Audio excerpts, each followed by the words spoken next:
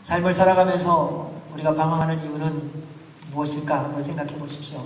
이 세상을 살아가면서 방황치 않는 사람은 아무도 없습니다. 어쩌면 어제까지도 우리 가운데 어떤 분은 방황하며 살았을 겁니다. 내 인생은 왜 그런가 혼란스러워서 살았던 분도 있을 것입니다. 이유는 간단합니다. 내가 누군지를 잘 모르기 때문이지요. 나는 이런 사람인 줄 알았는데 살아보니까 그런 사람이 아니더라는 거죠. 내가 꽤 능력 있는 사람인 줄 알았는데 시간이 지나면서 보니까는 별 볼 일 없는 사람이라는 거예요. 내가 사장이었을 때는, 내가 무엇인가를 이루는 높은 자리에 있었을 때는 내가 그런 사람인 줄 알았어요. 그런데 한순간에 무너지고 나고 한순간에 사라지고 나니까는 내가 그 자리의 사람이 아니었다는 것을 깨닫습니다. 수많은 사람이 공부를 열심히 합니다. 세상에 많은 학위를 받습니다. 그래서 나는 그 분야에 있어서, 그 영역에 있어서 최고인 줄 알고 나는 무엇이든지 다 아는 줄 알았는데 어느 순간 어린아이가 한 가지 질문합니다. 교수님, 그게 뭡니까? 그런데 그 질문에 대답할 말이 없는 순간이 온다는 사실입니다.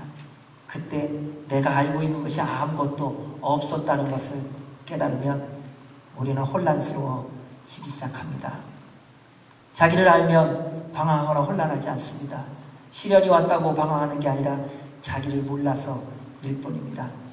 그런데 과연 누가 자기 자신을 제대로 알 수 있겠는가?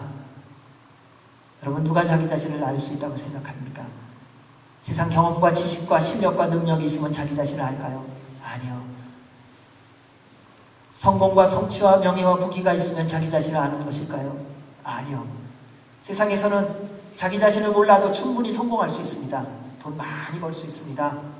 자기를 몰라도 수많은 곳에서 인정받으며 많은 사람들을 가르치는 자리에 서 있을 수 있습니다. 자기를 알아서 가르칠 수 있는 게 아니라 그냥 아는 것이 있다고 하는 것 때문에 가르치고 있는 것뿐입니다. 그러다 보니 어느 결정적인 순간이 되면 한순간에 혼란해하고 힘들어하고 방황하는 우리의 모습을 보게 됩니다. 세상을 안다고 자기를 아는 것이 아닙니다. 자신을 아는 사람은 한 사람밖에 없습니다. 하나님의 은혜 가운데 있는 사람입니다.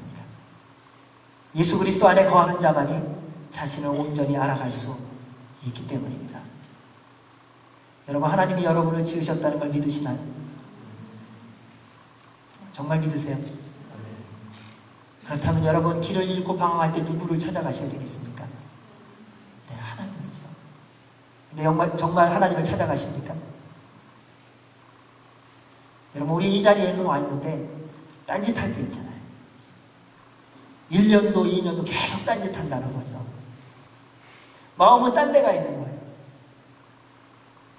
말씀을 읽어도 내가 하고 싶은 거 하는 거야. 신문 펴먹고 보고, 창세기를 읽는데 계시록 읽고 얼마나 우리가 하나님을 안다고 말하는데 하나님을 모르는지 모릅니다. 그리고 나는 하나님 앞에 와 있다 말합니다. 그래서 끊임없이 방황하고 갈등하게 되어 있는 것입니다.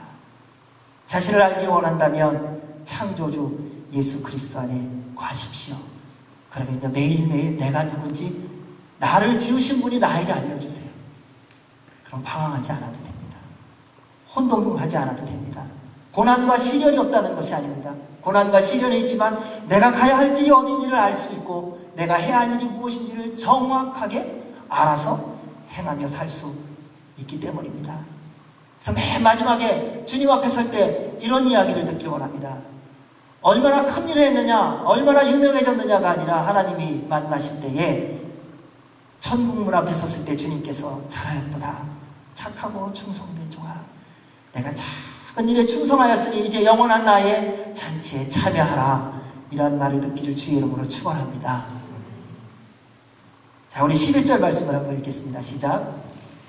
그 사람이 베드로와 요한을 붙잡고 있을 때 모든 백성이 크게 놀라 솔로몬의 행각이라 불리는 곳으로 달려와 그들에게 몰려 들었습니다. 우리 9절 10절에 보면 이렇게 말합니다. 모든 백성이 그가 걸어다니는 것과 하나님을 찬미함을 보고 그가 성전 아름다운 문에 앉아 구걸하던 바로 그 사람임을 알아보고 그에게 일어난 일로 인해 몹시 놀라며 이상하게 생각했습니다.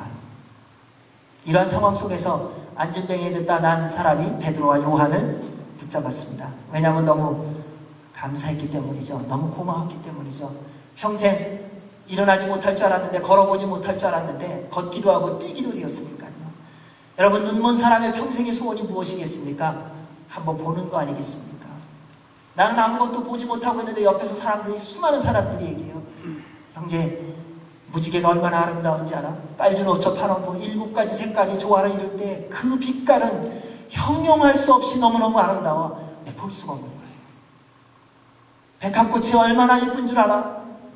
그 색깔은 어떻게 터치로 그림 그릴 수 없고 색깔로 형용할 수가 없어. 근데 볼 수가 없어요.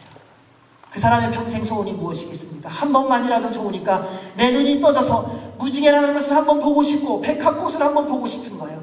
바다가 그렇게 푸르다는데, 그 많은 설명을 해줬는데 도저히 상상도 할 수가 없고 보지 못하는 그 사람에게 평생의 소원은 눈 떠서 바다 한번 보는 거 아니겠습니까? 나면서 안전병이 된 그 사람의 평생 소원이 무엇이겠습니까? 지나가는 수많은 사람들이 걸어가고 있지 않습니까? 어린아이임에도 뛰어가는 모습을 봅니다. 나는 한 번도 내 다리로 일어선 적이 없었는데 저 아이는 지금 일어나는데 아장아장 걸어가고 있고 저 애는 저렇게 열심히 뛰어가고 있는데 나도 저렇게 걸어볼 수 없을까? 나도 한번 저렇게 뛰어봤으면 얼마나 좋을까? 그러나 그가 40여 년 동안 한 번도 걸어보지도 일어나서 보지도 못했으니 그 마음에 그런 소원은 있지만 그가 그 소원을 표출할 수 있겠습니까? 그래, 내 마음 소원은 일어나는 거지만 난 안 되지. 나는 지난 40년 동안 내 마음이 그렇게 원했지만 나는 일어날 수 없는 사람이야. 소원이 없던 것도 아닙니다. 기대가 없던 것도 아닙니다. 그러한 간절한 바람이 없던 것도 아닙니다. 현실이 그로 하여금 일어설 수 없는 모든 조건을 주었던 것뿐이에요. 그는 나면서부터 일어나지 못했고 한 번도 일어서 보지 못했고, 아니 그는 넘어져 보지도 못한 적입니다. 왜냐하면 일어서 보지를 못했기 때문에요. 그래서 그 마음, 그 사람의 소원 가운데 하나는 나도 한번 걸어보다가 넘어져 봤으면 좋겠다. 나도 한번 뛰어보다가 넘어져 봤으면 좋겠다. 그래서 다시 한번 내 힘으로 일어나서 봤습니다. 그런데 그러한 사람에게 어느 날 두 사람이 등장하여 나사렛 예수 그리스도의 이름으로 명하노니 일어나 걸으라 하는 그 외침 속에 그가 잊어버렸던, 그가 포기했던, 다시금 상상도 하지 못했던 그의 발목에, 그 다리에 힘이 들어오고 생기가 들어와서 일어나 걷기 시작하고 뛰기 시작했다는 사실입니다. 그런 그 사람이 어떻게 베드로와 요한을 잊을 수 있겠습니까? 하나님께 경배하며 성전 안으로 들어가 그 두 사람을 찾습니다. 형제님 고맙습니다. 너무 고맙습니다.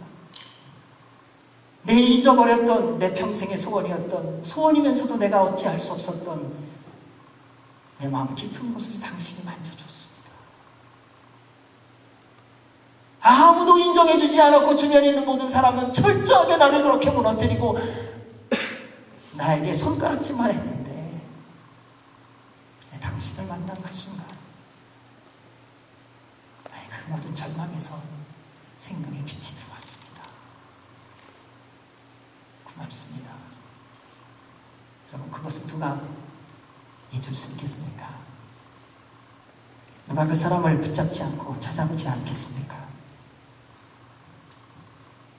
여러분의 인생 가운데도 그러한 사람이 계시지 않습니까?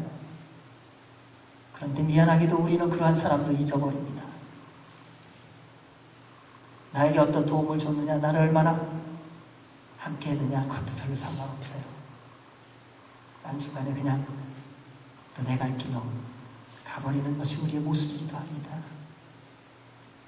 그때 모든 백성들이 크게 놀라 솔로몬의 행각으로 달려와 베드로와 요한에게 몰려들었다고 말합니다. 그들은 베드로와 요한이 누구인지도 몰랐겠죠. 그들의 모인 이유는 딱 한 가지입니다. 기적 때문에. 그 사람들의 배경이 뭐냐, 능력, 다른 게 뭐냐, 아니야 어떻게 잘생겼느냐 못생겼느냐, 이것도 아니야. 딱 한 가지입니다. 기적을 봤다는 것입니다. 사람들은 기적과 이사를 보면 정신없이 몰려듭니다. 그래서 오늘날도 용하다고 하는 사람에게는 늘 사람들이 많이 몰리죠. 선거 때가 되보십시오. 정치인들이 누가 찾아갑니까? 점쟁이를 찾아갑니다. 내가 어떻게 하면은 이번에 정권을 쥘 수 있느냐는 겁니다. 취직하는 사람들이 누구를 찾아갑니까? 점쟁이를 찾아갑니다. 그래서 내가 어느 기업으로 어디로 하면, 내가 무슨 일을 하면 되냐고. 입시 때가 되면 부모님들이 점쟁이를 많이 찾아간다고 합니다. 내 아들 내 딸이 어느 대학교 어느 과를 집어넣으면 되겠냐는 것입니다. 여전히 한국에서는 종로를 가면은 주말이면은 수많은 수십 개의 점을 보는 집들이 조그만 텐트를 쳐놓고 꽉 가득 차다고 합니다. 그 집집마다 젊은이들이, 똑똑하다고 하는 젊은이들이, 나름대로 세상을 개척해 나가겠다고 꿈이 있다고 하고 창조력이 있다고 하는 젊은이들이 그 점쟁이들 앞에 무릎 꿇고 점을 보고 있는 것이 우리의 현실입니다. 그리고 그들은 그 점쟁이를 믿고 따라가려고 합니다. 그 용하다고 소문난 집은 또 줄을 서고 있어요. 그것이 우리의 모습 아닙니까?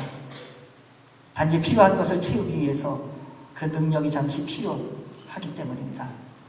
우리의 신앙생활에서도 그러한 모습을 보여줍니다. 사랑하는 형제자매 여러분, 교회에 왜 오십니까? 그냥 형식 때문에요? 아니면 이 시간은 내가 갈 데가 없으니까 교회라도 가야지, 가서 사람 만나야 되니까, 그저 내가 필요한 게 있는데 그저 내 마음 얘기할 데 없으니까 가갖고 내 마음 스트레스 해소해야지, 아니면 그 사람 왔는지 안 왔는지 확인하려고 그런 분들이 있더라고요. 내가 가서 그 사람 왔는지 안 왔는지 확인해야 되겠다, 예배하러 오는 게 아니에요. 그가 다 딴짓하는 거야 계속. 그 누군가를 방해하려고도 와요.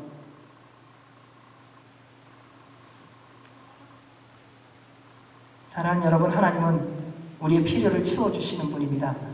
우리의 해결할 수 없는 일들을 해결해 주시기도 합니다. 하지만 우리 하나님은 단지 우리 해결사만 되시는 분 아니에요. 그분은 도깨비방망이가 아닙니다. 어쩌면 지금까지 도깨비방망이처럼 하나님이 여러분에게 쓰임을 받았는지 모르지만 우리 하나님은 당신 하나님의 자리를 되찾기를 원하세요. 주님을 주님의 자리로 돌려놓으시기 바랍니다. 여러분, 주님을 미신으로 우상으로 만들지 마세요. 그 뿌린대로 결과를 걷게 될 것입니다. 시간의 문제일 뿐입니다. 오랫동안 교회를 다녔지만 여전히 먹고 마심에만 관심이 있지 않습니까?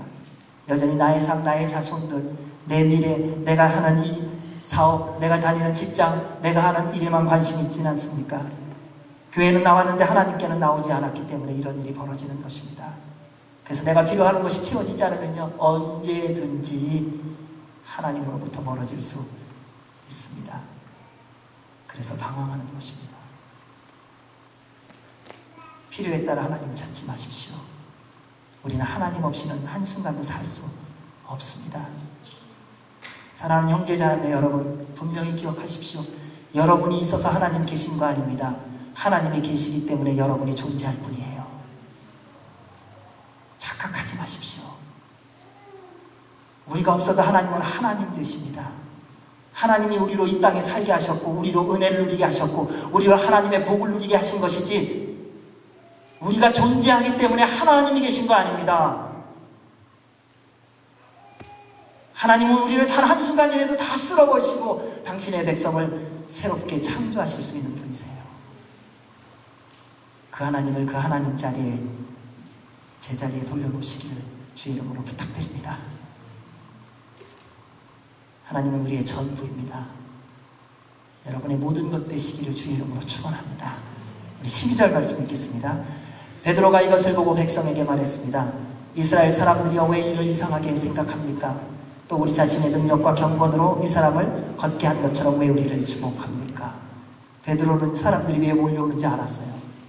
인간적으로 뭐 얼마나 좋은 기회입니까? 나 때문에 왔잖아요. 내가 뭔가를 했는데, 내가 뭔가를 잘 가르쳤는데, 내가 일하는 곳에 인정을 받아먹고 사람이 몰려드는 거 아닙니까?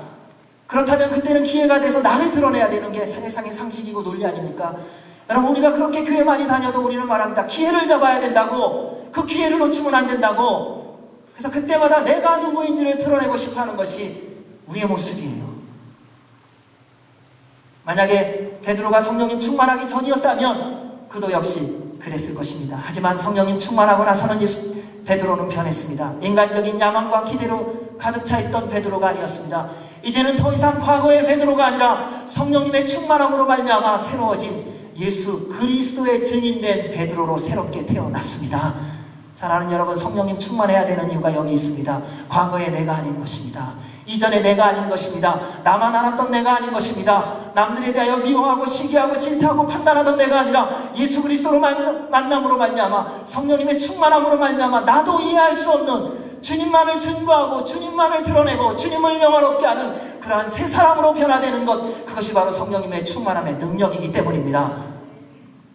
그래서 성령님 충만하셔야 돼요. 여러분 아직도 성질이 살아있는 것은요, 성령님 충만하지 않다는 증거예요. 뭐 이렇게 삐쭉빼쭉할 게 많아요. 뭐 이렇게 마음에 안 드는 게 많군요. 인생을 살아가면서 그 정도 어려움 없는 사람이 어디 있습니까? 살아가면서 부닥치는데 그런 일 없는 경우가 어디 있어요? 여러분 부부끼리 말도 안 되는 거 갖고 싸우지 않습니까? 그런데 왜 다른 형제자매에게는 말도 되는 거 갖고 그렇게 싸우세요? 성령님 충만한 사람은요, 어떤 면에서 물 같은 사람이에요. 바람 같은 사람이에요. 다 지나가게 하는 거예요. 뭐 이렇게 붙잡아서, 물 붙잡아서 뭐가 남으세요? 아무것도 안 남잖아요. 바람을 붙잡아 보십시오. 이게 잡히는가? 안 잡히지요. 그래서 성령님에 대해서 뭐라고 말합니까? 성령님은 바람과 같은데 임의로 불매 어디서 와서 어디로 가는지 알지를 못한다. 사랑하는 여러분, 여러분은 그러한 사람이 되셔야 됩니다. 누군가를 도울 때에 소리 없이 돕는 것입니다. 누구와 함께 갈 때에 소리 없이 함께 가는 것입니다. 기다릴 때 그냥 묵묵히 예수 그리스도 때문에 기다리는 것뿐입니다. 주님이 여러분 안에 계시기 때문에 비록 이해되지 않고 받아들일 수 없다 할지라도 그것을 예수 그리스도의 이름으로 받아들이고 용납하고 사랑하고 섬기는 것입니다. 이것이 바로 하나님의 변화된 사람입니다. 베드로는 그렇게 변화되었습니다. 세상의 인기 야망과 욕심을 이겨내는 길은 다양한 세상 경험과 경륜이 아닙니다. 여러분 세상에서 소위 산전수전 다 겪은 사람의 특징이 있습니다. 뭔지 아세요? 유혹을 어떻게 들키지 않고 받아들이는가, 그걸 알아요. 잘못하는데 들키지를 않아요. 그게 세상 사람이에요. 근데 예수님 잘 믿는 사람은 어떤 사람인가? 하기도 전에 들켜요. 스스로의 모습을 돌아보십시오. 나는 잘못하는데 안 들키는 사람이다. 수상한 분입니다. 근데 하기도 전에 들통난다. 그럼 어쩌면 정직한 사람인 거예요. 세상 유혹이 강하고 거부할 수 없기 때문에 무너지는 것이 아닙니다. 스스로 이길 수 있다고 생각한 교만과 착각 때문이에요. 우리는 그런 생각을 많이 해요. 나는 언제든지 주님께로 돌아갈 수 있어. 근데 주님이 언제 오실지 몰라요. 잘 생각하셔야 됩니다. 난 언제든지 말하면 기도할 수 있어. 아니요. 기도하려고 그러는데 주님이 부르실 수 있어요. 난 언제든지 돌아갈 수 있다. 그렇지 않습니다. 누구라도 예외가 없습니다. 세상 유혹을 이길 길은 오직 예수 그리스도를 삶의 주인으로 모시고 성령님 충만할 때뿐입니다. 그래서 성령님 충만하셔야 됩니다. 다른 길이 없습니다. 어떨 때는요, 저도 좀 그냥 좋은 말 하고 싶어요. 여러분 힘내십시오. 인생 살면서 그렇게 힘들고 어려운데 힘내십시오. 그러고 싶어요. 그런데 그럴 수가 없어요. 왜? 여러분에게 예수 그리스도를 빼면 우리 모두 다는 껍데기를 뿐이기 때문에요. 여러분이 어떤 능력이 있고 실력이 있느냐? 그거 상관없어요. 여러분 안에 예수 그리스도가 계시지 않는다면요? 여러분은 살았으나 죽은 자입니다. 저는 여러분이 살았으면 좋겠어요. 언제까지 그렇게 죽어서 사시겠어요? 무엇이 여러분으로 하여금 그렇게 세상을 따라갑니까?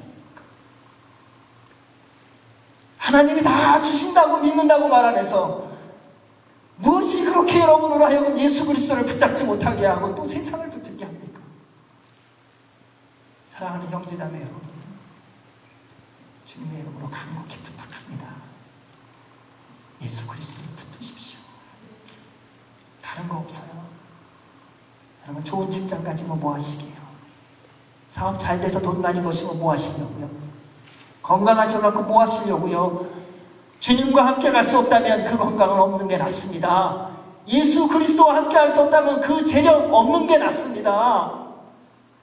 주님의 말씀대로 살 수 없다면 여러분 가진 경험, 실력, 재주 하나도 없는 게 낫습니다.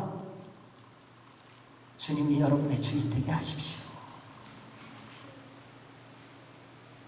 그것만이 여러분이 사는 길입니다. 베드로를 보십시오. 한진뱅이를 일으킨 능력은 자신의 것이 아니라고 분명하게 말합니다. 이스라엘 사람들이요, 왜 이를 이상하게 생각합니까? 또 우리 자신의 능력과 경건으로 이 사람을 걷게 한 것처럼 왜 우리를 주목합니까? 하나님의 능력으로 한 것이지만은 사람들이 다 좋아할 때는 그냥 드러낼 수 있지 않겠습니까? 그래요, 주님이 저를 이렇게 잘 사용해 주세요. 저하고 같이 가면은 멋지고 근사한 일을 이룰 수 있습니다. 이렇게 말하면 얼마나 좋겠습니까? 그런데 베드로와 요한은 그렇게 말하지 않습니다. 여러분들 왜 나를 이상하게 보십니까? 왜 내가 능력 행한 것처럼 보십니까? 왜 내가 무엇인가를 이룬 것처럼 나를 보십니까? 나를 주목하지 마십시오. 내가 행한 것이 아닙니다. 이것이 성령님 충만한 사람의 모습입니다. 오직 예수 그리스도의 이름의 능력과 영광만을 드러냅니다. 여러분, 어떤 일이 있어도 주님의 영광과 능력을 가로채서는 안 됩니다. 하나님께서 분명히 여러분을 세우실 때가 올 겁니다.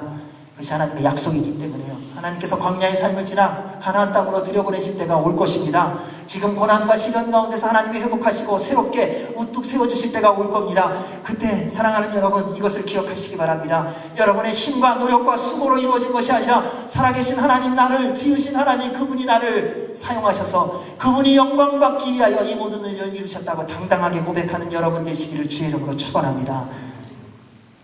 그거 외에 다른 어떤 것도 소용없습니다.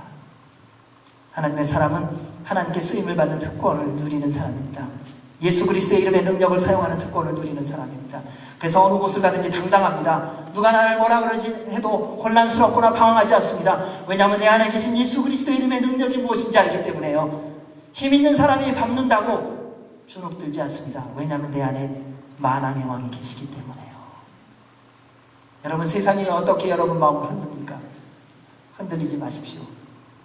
창조주 하나님이 여러분의 아버지세요.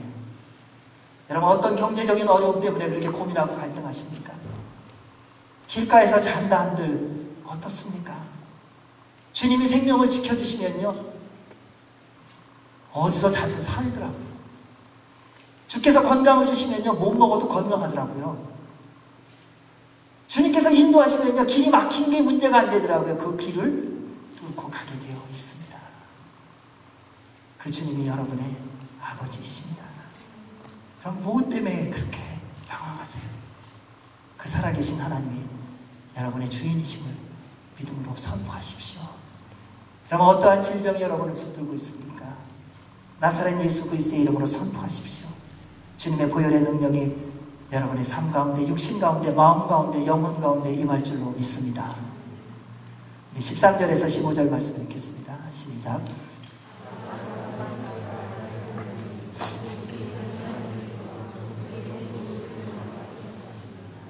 그러나 여러분은 일찍이 그를 넘겨주었고 빌라도가 놓아주기로 판결했음에도 당신들은 빌라도 앞에서 그것을 부인했습니다. 여러분은 거룩하고 의로운 분을 거절하고 도리어 살인한 사람을 놓아달라고 요청해 생명의 근원 되시는 분을 죽였습니다. 그러나 하나님께서는 그분을 죽은 사람들 가운데서 살리셨습니다. 우리는 이 일에 대한 증인들입니다. 베드로가 기적을 보고 모인 사람들에게 전한 내용입니다. 간단합니다. 창세기부터 계시록까지 늘 반복적으로 그리고 계속해서 말하는 내용입니다. 예수 그리스도가 우리의 죄를 위하여 이 땅에 오셨고 십자가에 달려 죽으셨고 부활하셨고 그분의 약속대로 성령님이 오셨고 언젠가 다시 예수님이 오실 것입니다. 이것이 베드로가 전한 전부입니다. 여러분, 주님의 말씀에서 어떤 것을 기대하십니까? 하나님의 말씀은 오직 예수 그리스도에 대한 것이 전부 다입니다. 창세기로부터 계시록 22장까지 그 모든 말씀이 증명하는 것이 있는데, 증거하는 것이 있는데, 그것은 우리가 어떻게 복을 받고 우리가 어떻게 편안하게 사는가를 알려주는 것이 아니라 우리 구주 예수 그리스도가 어떤 분인지를 알려주는 것, 그것이 성경 말씀입니다. 베드로와 요한은 바로 그 예수님을 전한 거예요. 그래서 여러분, 죽을 때까지 들어야 되는 내용이 무엇인지 압니까? 여러분이 이미 알고 있는 내용이에요. 예수님이 십자가에 달려 내 죄 때문에 돌아가셨고 3일 만에 부활하셨고 지금은 하나님 보좌 우편에 앉아 계시고 그분의 약속대로 하나님께서 성령님을 보내주셨고 누구든지 저를 믿는 자는 구원을 얻으며 주님이 다시 오시는 그날 우리는 영원한 보좌 앞에 심판대 앞에 서서 구원받은 자와 구원받지 못한 자로 분명히 구별될 것이라는 사실입니다. 이것이 성경의 내용이에요. 그래서 우리는 먹든지 마시든지 무엇을 하든지 하나님의 영광을 위해서 살아가야 됩니다. 여러분 잠잘 때도 주님의 영광을 위해서 잠자야 됩니다. 그래서 어디서 자는지 여러분 돌아보시기 바랍니다. 여러분 무엇을 먹든지 마시든지 하나님의 영광을 위한 것이라고 말씀하셨습니다. 무엇을 먹는지 무엇을 마시든지 꼭 보시기 바랍니다. 친구들과의 만남 마찬가지입니다. 어떤 사람을 만나든지 봐야 됩니다. 그와의 만남이 하나님께 영광이 되어야 되기 때문입니다. 그와의 일하는 것이 주님께 영광이 되어야 되기 때문입니다. 여러분 보는 것을 주님의 눈과 함께 볼 수 없다면 보지 마시기 바랍니다. 여러분 마시는 것을 주님과 함께 마실 수 없는 것이라면 마시지 마십시오. 주님과 함께 갈 수 없는 것이라면 가지 마십시오. 내 기분 때문에 스트레스를 해소한다고 하나님이 이 정도는 못 가실 거라고. 아니요, 하나님은 그것을 다 기억하고 계십니다. 주님과 함께 할 수 없는 것이라면 주님께 영광이 되지 않습니다. 사업을 하십니까? 주님 앞에서 정직하게 사업하시기 바랍니다. 직장을 다니십니까? 주님의 것인 줄 알고 최선을 다하여 섬기시기 바랍니다. 그래서 주님께 영광이 되셔야 합니다. 주님께서는 그 모든 것을 마지막 날 셈하신다고 말씀하셨기 때문입니다. 베드로는 그러한 내용을 담대하게 선포합니다. 이것이 예수 그리스도를 믿는 우리여야 됩니다. 사랑하는 여러분, 사람들이 예수님의 십자가와 부활과 주님의 재림을 듣기 싫어한다고 전하지 않는 어리석음을 행하지 마시기 바랍니다. 우리의 전부입니다. 예수님의 십자가와 부활과 성령님의 임재와 재림은 우리가 이 땅에 살고 있는 비전이요 목적입니다. 하나님은 여러분을 통해서 그 삶의 흔적이, 그 증거가 세상에 드러나기를 원합니다. 저는 여러분 모두가 그러한 예수 그리스도의 증인이 되시기를 주의 이름으로 축원합니다. 우리 16절 말씀 읽겠습니다. 시작. 예수의 이름을 믿는 믿음으로 인해 그분의 이름이 여러분이 보고하는 이 사람을 온전케 했으니 예수로 인해 난 믿음이 여러분 앞에서 이같이 그를 완전히 낫게 했습니다. 사랑하는 여러분, 예수의 이름을 믿는 믿음은 곧 예수님을 믿는 것입니다. 공생의 동안에 예수님을 믿음으로 치유받은 사람들이 참 많습니다. 대표적인 여인 가운데 한 여인이 12회를 혈루증으로 앓았던 여인이에요. 그게 우리 모습 아닙니까? 내가 할 수 있는 거 다 해봤어요. 자기의 재산을 다 날렸어요. 맨 마지막에 딱 하나 남았어요. 더 이상 도움 청할 때도 없고 내가 내 메디칼 피를 지불할 능력도 없고 다 없어지니까 그때 소문을 들었어요. 예수라는 사람을 만나면 나을 수도 있다. 그래서 그 여인은 그분 앞에 나아가 예수님 저를 좀 고쳐주십시오 라고 말할 그러한 자신도 없고 그러한 마음도 없었어요. 그 여인이 그렇지만 가지고 있었던 믿음이 한 가지가 있었어요. 예수님의 옷자락이라도 만지기만 하면 나는 날 거다. 여러분 이게 믿음이에요. 얼굴을 대면하여 봐야 한다고 믿음이 생기는 게 아니라 예수님에 대한 믿음이 있으면 그분의 지나가는 수많은 사람 속에서 지나가는 그분의 옷자락만 만져도 나는 날 거라는 믿음이 생겨요. 여러분 누군가 내 눈앞에 보여지는 큰 일이 있어야만 내가 회복된다는 믿음이 생기는 게 아니라 여러분 안에 예수 그리스도를 향한 온전한 믿음이 있다면 여러분이 걸어가는 발걸음 속에서 주님의 역사가 이루어질 줄 믿습니다. 이 여인을 보면 옷자락을 만지고 고침을 받았습니다. 여러분 인생의 상황과 절망 속에서 무엇을 기대하고 계십니까? 여러분을 회복하시고 새롭게 하실 분은 예수 그리스도밖에 없습니다. 세상에 돈을 가져도 죽을 때가 되면 다 죽어요. 세상에 명예를 가져도요. 하나님을 부르시면요. 그 명예 다 두고 가야 돼요. 아무리 좋은 차를 타도요. 여러분 주님 부르시면 다 두고 가야 돼요. 주님밖에 없습니다. 제가 여러분을 섬기는 동안 제가 여러분에게 증거하고 전할 내용은 예수 그리스도밖에 없습니다. 어떨 때는 인간적으로 여러분에게 죄송한 마음이 많아요. 하지만 제가 여러분에게 하고 싶은 얘기는 예수 그리스도밖에 없어요. 왜냐하면 그분이 전부이기 때문입니다. 얼마나 무섭고 얼마나 깊은 상함에 있었다 해도 여러분 상관없습니다. 예수 그리스도께서 여러분의 주인이 되십니다. 그분의 이름으로 일어나시기 바랍니다. 주께서 영광을 받아 주십니다. 우리 17절 18절 말씀 읽겠습니다. 시작.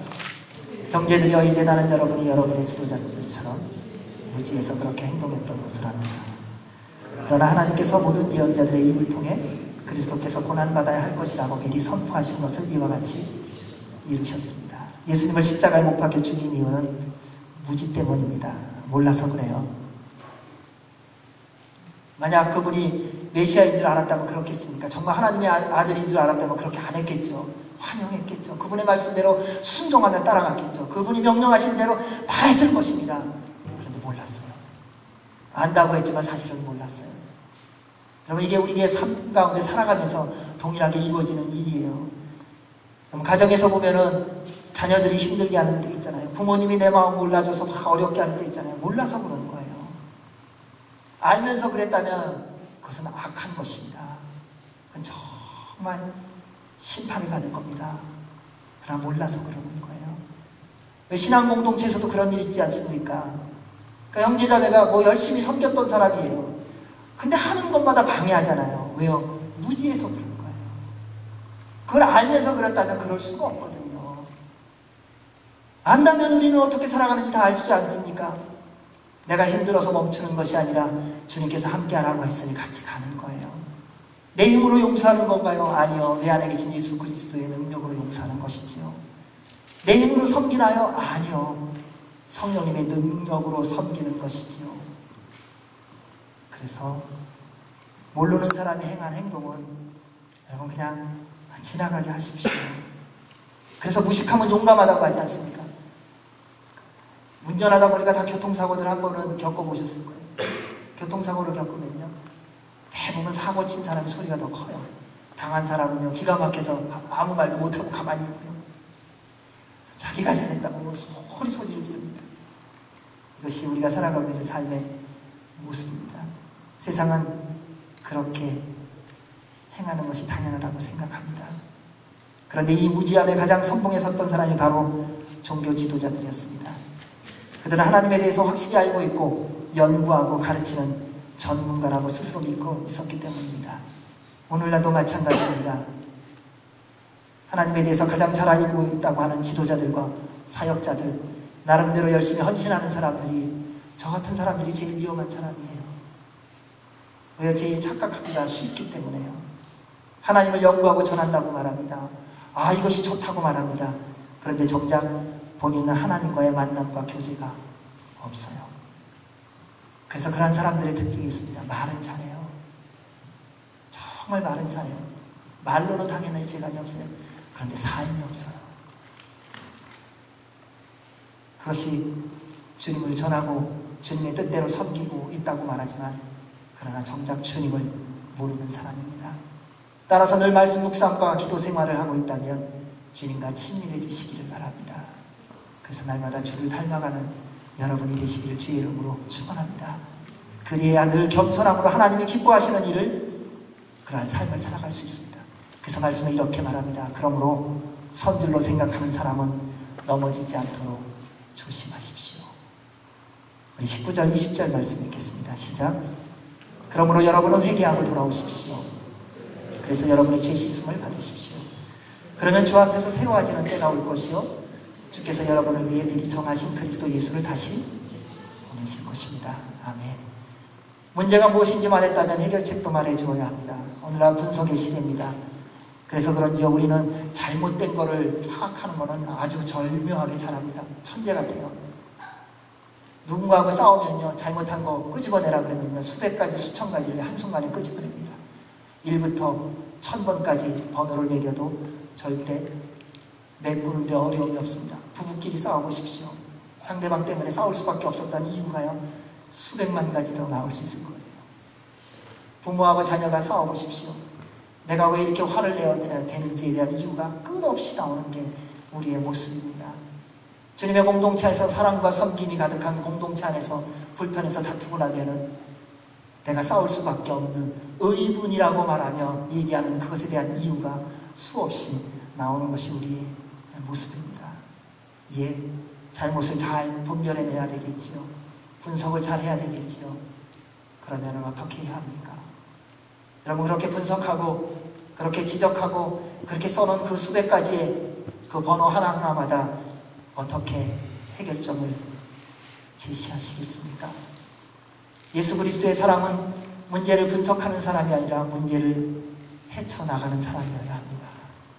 하나님을 믿고 순종하는 사람은 문제를 따지는 사람이 아니라 그 문제 앞에 겸손히 무릎 꿇고 하나님의 은혜를 구하는 사람입니다. 그래서 정말 예수님을 믿는 사람은요, 시간이 갈수록 부드러워져요. 그러나 예수님을 믿는 척하는 사람은요, 세월이 갈수록 까칠해져요. 건드리면 항상 성난 사람처럼 이렇게 확 드러나더라고요. 그러나 예수님 안에 거하는 자, 주님과 동행하는 자는 자신도 모르는 사이에 1년, 5년, 10년이 지나가면요, 그 모난 부분들이 다듬어져가 있다는 거예요. 그래서 누가 옆에서 쭉 건드려도요, 아, 이유가 있어서 그랬겠지. 누가 딴지를 걸려 넘어지면요, 아유, 일부러 그랬겠어.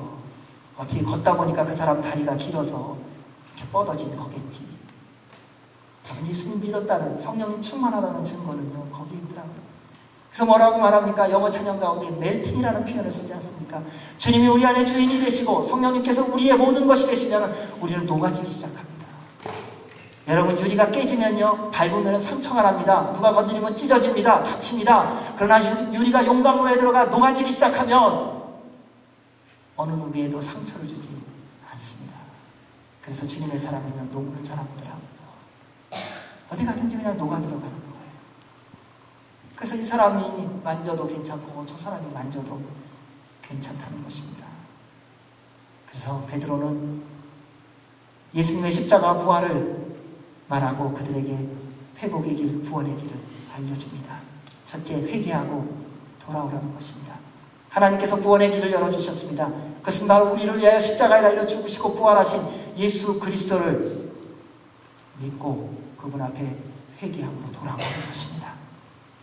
죄인이 할 일은 잘못을 인정했다면 회개하고 돌아오는 데까지 해야 합니다. 그런데 사탄이 우리를 속입니다. 너무 자주 회개했으니까 이제 그만해도 될 거라고. 그런가 하면은 미안하지 않냐고. 벼룩이도 얼굴이 있다고 말하지 않습니다. 안 가도 되지 않냐고. 그것이 바로 세상 세력의 속임수입니다. 하나님은 회개하고 돌아오는 어떤 사람도 다 용서해 주십니다. 그래서 사탄이 이것을 알기에 돌아오지 못하게 만들려고 합니다. 회개는 해요. 내가 잘못했지. 그런데 돌아오지는 않아요. 여러분, 생각으로는 얼마나 많은 회개를 했습니까? 누군가를 사랑해야 된다고 생각으로는 얼마나 많이 생각했습니까? 그런데 하나님이 사랑하라고 말씀하셨으면 찾아가서 사랑한다고 말해야 합니다. 그것이 회개입니다. 용서해야 될 마음을 주셨다면 생각으로 용서하는 것이 아니라 몸으로 실천하여 용서를 구해야 합니다. 누군가 용서하러 왔다면 그 사람에 대해서는 끝까지 용서해 주어야 합니다. 그것이 회개입니다. 우리는 지금까지 늘 반쪽짜리 회개만 했어요. 회개만 했어요. 개가 없어요. 그럼 이제는 회개가 있으시기 바랍니다. 주님께로 돌아오시기 바랍니다. 그러면 하나님께서 해주시는 일이 있습니다. 죄 사함을 해주십니다. 우리 주님께서 말씀하셨습니다. 비록 너희 죄가 주홍빛 같더라도 눈처럼 희게 될 것이다. 비록 그 죄가 지렁이처럼 붉어도 양털처럼 될 것이다. 만일 우리가 우리 죄를 자백하면 저는 미쁘시고 의로우사 우리 죄를 용서하시고 모든 불의에서 우리를 구원하실 것입니다. 무슨 죄든지 진심으로 회개하면 용서함을 받습니다. 진심으로 회개했다는 것은 하나님 앞으로 돌아오는 것입니다. 그때 주님의 용서가, 주의 보혈의 능력이 우리 가운데 임할 것입니다. 따라서 여러분 안에 있는 모든 죄악들을 회개하고 돌아오십시오. 이거는 괜찮겠지? 주님께 물어보십시오. 우리는 이런 얘기를 하면 이렇게 말씀이 선포되면 말합니다. 도대체 내가 회개할 것이 무엇이 있는가? 주님 앞에 물어보십시오. 회개할 것이 무엇인가? 주님이 가르쳐 줄 거예요. 왜냐하면 다른 사람이 가르쳐 주면 우리는 화내거든요. 당신이 뭔데 내 잘못을 지적하냐고. 그러니까 하나님께 나오세요. 하나님께 물으세요. 다른 사람이 나에게 알려주면 하겠다. 아니요. 우리는 다른 사람이 알려주면 화내요. 그리고 싸우려고 들어요. 그래서 사람들이 얘기 안 하는 거예요. 주님 앞에 나오세요. 그리고 정말 회개하고 싶은 마음이 있다면 주님 앞에 구하세요. 하나님, 제 안에 죄악을 보게 해주십시오. 저의 언어 가운데 잘못된 죄악이 드러나게 해주십시오. 저의 생각 가운데 하나님 앞에 바르지 못한 죄가 드러나게 해주십시오. 저의 삶 가운데 하나님이 기뻐하시지 않는 더러운 것이 드러나게 해주십시오. 그래서 주 앞에 진심으로 회복하고 저의 삶이 주님 안에서 회복되게 해주십시오. 그러면 주님이 알려주십니다. 그것이 은혜입니다. 이 은혜가 있기를 바랍니다. 우리 21절에서 24절 말씀 읽겠습니다. 그러나 하나님께서 영원전부터 그분의 거룩한 예언자들의 입을 통해 말씀하신 대로